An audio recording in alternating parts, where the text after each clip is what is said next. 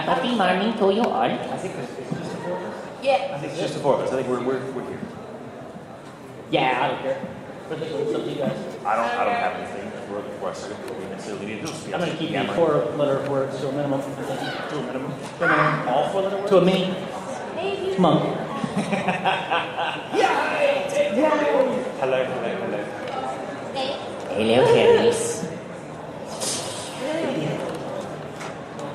Well, ladies, shall we start this thing up?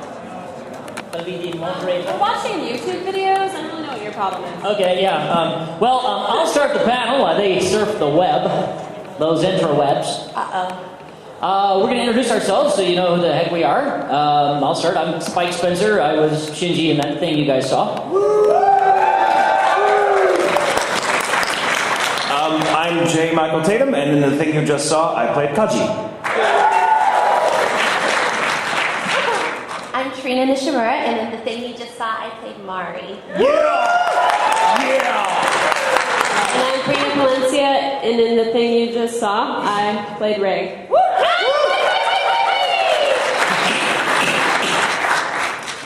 How much coffee? Thank you. Good night. Oh, he's done. That's it. He's run his course. Now he crashes. No autographs! He's been like this all day. I've been going since last night. So, we're going to do a Q&A here, I guess. If you just want to raise your hands, we'll pick on you.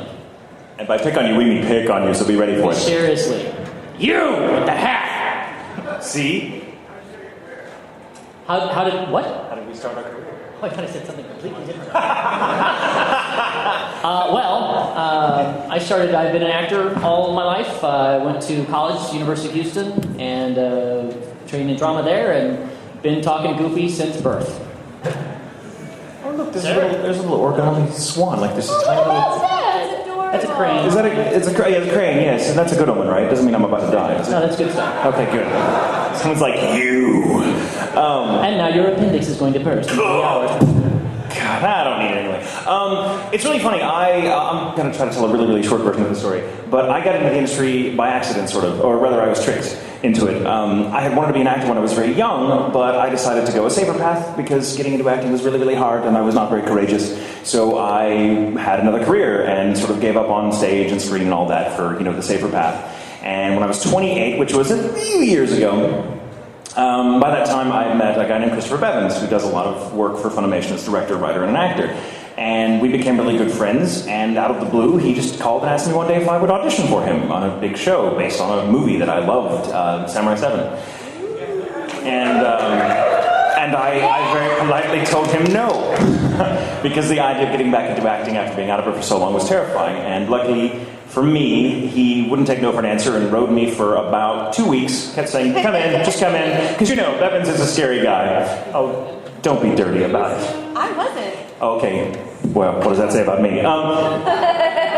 So he's like, just come in and audition. If you're terrible, we'll laugh and we'll never speak of it again. Just do it. Just please indulge me. So I finally came in, nervous as all get out, and recorded for 4 hours, thinking it was an audition. And the whole time I'm like, God. And I walked out of that booth thinking, I sucked. And I was going to laugh and be like, see, I wasted your time. Now leave me alone. But I said, this is just an odd question. Having done a lot of stage work, how in the hell do you people get anything done if it takes you 4 hours to audition every single person?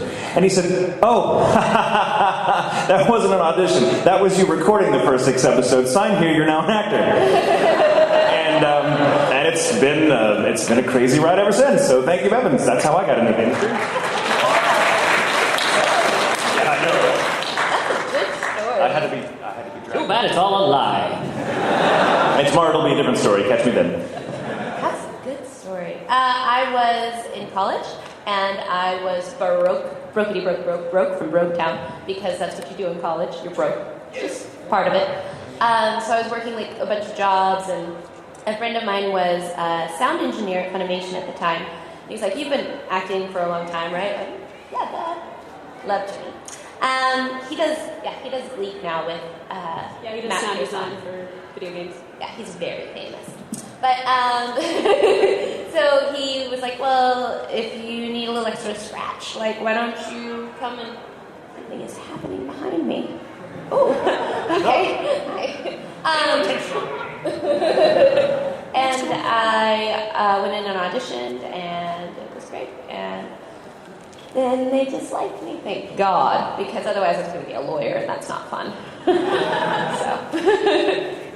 Well, when I was in high school, I was a fan of Dragon Ball Z. Yay, Dragon Ball Z! So, I and a number of my friends took a tour of Funimation Studios when I think I was 15 at the time, 16 maybe. And whenever I graduated, I remembered where the studios were, and I ended up going to a community college just around the corner from them, Tarrant County College, Northeast Campus. So I remembered where the studios were, and I just walked in and I asked how to audition. And back then, it was much easier to get an audition. Can't do that. Cannot do that now. Now there's like a 2-year waiting list if you're just a random walk-in person. So then, back then, I just had to wait, I think maybe 2 months, and I went and auditioned. Yeah. I didn't know anyone. You knew Jimmy.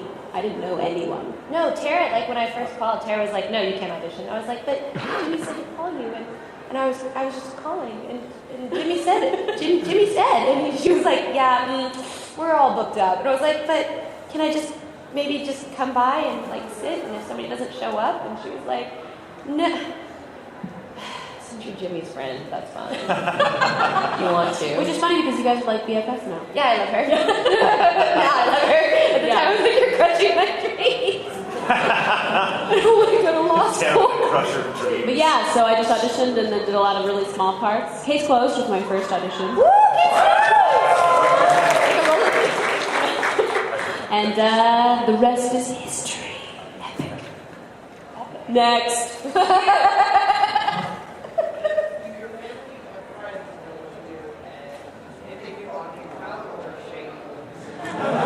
The question is, does our family and friends know what we do? And if so, are they ashamed?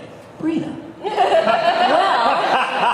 My friends think it's like the coolest thing ever, and my brother also works at Funimation. He's an ADR supervisor, and my mother couldn't care less. She was just happy that she got a free trip to the UK out of it. So I took her to a convention in the UK, and she actually, we went early so we could actually, holiday there and have a vacation and go see cool stuff. But whenever the convention started, she actually came to the convention with me. And she thought it was the weirdest thing she'd ever seen in her life, but she loved cosplayers. She thought they were the coolest thing and most bizarre thing that she'd ever seen, and she was fascinated by it. So the first day that we were at the convention, we actually just walked around and took pictures of her with cosplayers. And then she actually watched Evangelion, because they had a screening over there as well, and she sat and watched the whole thing, and her reaction afterward was, I don't get it. That was mine too.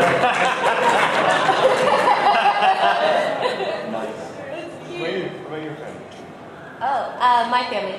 My older brother is actually really proud of me. He's been an anime fan like our whole lives, and he actually started a fan club. For you? Yeah. Oh. No, for you. Yes, for me. It's like an anime, like a general anime fan club. No, it was the Tree Initiative fan club, and he's still the lone member. But we'll all join. You would think my two sisters would like hop on the bandwagon, but not really. I would like it on Facebook. Right. No, it's really my sisters are both avid supporters of me in general in life because they're my sisters and they have no choice. Because you have to, like, as a child unit, you have to stand tall and firm against the world and your mother. So my mom also knows, of course, and she's very proud of me. I called her after opening ceremonies because I made a gag about how I could say that now she'd be proud of me. And so I called her, and because she always worries because she's a worrier. But I told her about the gag, and she was like, oh, honey, I'm very proud of you. You don't have to tell those kids to prove it to me. I was like, well, I think I might. So we might do a little recording later. But my friends know, they think it's cool or whatever. And I mean, it's not like a secret. It's not like I can't tell you what I do. Like, if you're a chick, and people are like, what do you do? And you're like, I can't really talk about it. Then people are going to assume much worse than an anime voice actor. I can't really talk about it, but I will tell you my hourly rate. And it's 50 extra for anybody that stays in the room. Anyway, what? Zing, you're up. Well, I think compared to what my family assumed I'd be doing by now, they're delighted. They're like, oh, we're just so thankful you're not a serial killer. That's what we all thought you'd be. You're not? My family, no, not anymore. I got off to a bad start. No, my family, it's really funny. They're very supportive, like in the abstract. They're like, oh, we're just glad that you're happy and you're, having fun and doing something you love.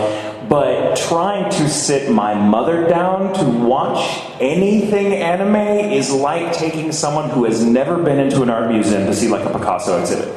It's hilarious. This is a true exchange that happened between my mother and I. I was showing her Romeo and Juliet. That I worked on and was very, very proud of, and I thought, oh, you'll like this. It's a love story. It's very pretty. It's very beautiful. You know the basic story. Sit down, and she dutifully watches it, sipping her tea, just going, okay. And she would ask me questions and this. And first of all, she never, ever, my own mother recognizes my voice in anything. She's like, is that you? No, Mom, that's not me. I told you, I'm the guy with the red hair. Okay, well, what about that? That sounds like you. Are you sure that's not you? Like, no, Mom, that's Travis Willingham. That's not me. Thank you for confusing me with Travis, but, please, it's not that. Well, but that's you. No, that's Monica Rial. Will you... Please. She has no ear for my voice. But watching Romeo and Juliet, she sits there and she's just and after the first 4 episodes, we did like a marathon watching session, and she's just sitting there kind of stroking her chin, and I can see she has questions, and I'm like, ask away, I'm here to be your guide. And she goes, well, okay, this is really good, and you all sound wonderful, but what I'm not understanding, and it's just me, what is that black thing on his neck that keeps appearing and disappearing? And I'm like, what? Oh, that would be the shadow of his chin. And she's like, oh, okay, wow. Okay, wow. And so that is my mother watching an anime. It's just like, oh, that's a face. Neat. You sound really good. Oh. So that is my mom. I'm so proud of you. My family thinks I do covert work for the CIA. I am not trying to tell them otherwise. This is all a cover. That's all silly, isn't it? Yes, it is. It's completely silly. That's why I just came back from Australia. I was on a con job. Actually, everybody's supportive. They all love it. You're working in the industry. But my friends really love it because a lot of them didn't really know what the con circuit is. And now, I take a lot of them to different places. So now that I take them to Australia or Ireland or, wherever, they really like me. A lot. That's how you do it. That's how you win votes. That's it. That's pretty much. We bribe them. It works out well. So they still think I'm insane. They are correct. Next. Yes, you over there. Yes. No, really. Because we get paid by the hour. Ray was literally 4 hours of my life. That's it. No, I wish I would have, because I would have banked if I got paid to stare blankly into the microphone. No, these guys got paid way more than I did. And that wasn't much. Trust me. It's okay. We're there for the food.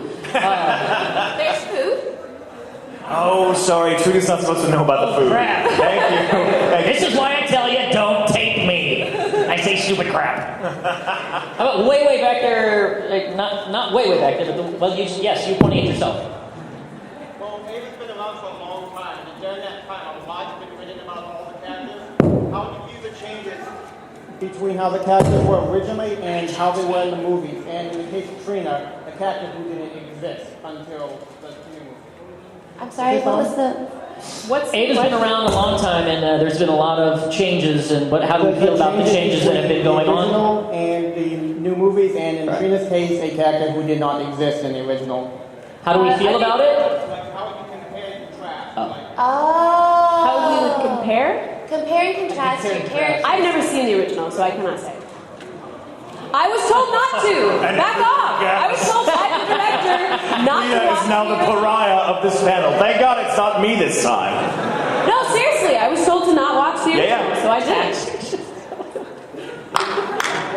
For God's sakes, lie, woman. We're not going to know. It's not anything. It's just because it's a totally different thing, and he didn't want me to try and voice him. Of course, yeah. He wanted That's me cool. to That's just cool. go Very true, with very the true. with the Japanese. This is all you guys, because apparently you have watched it, Tatum.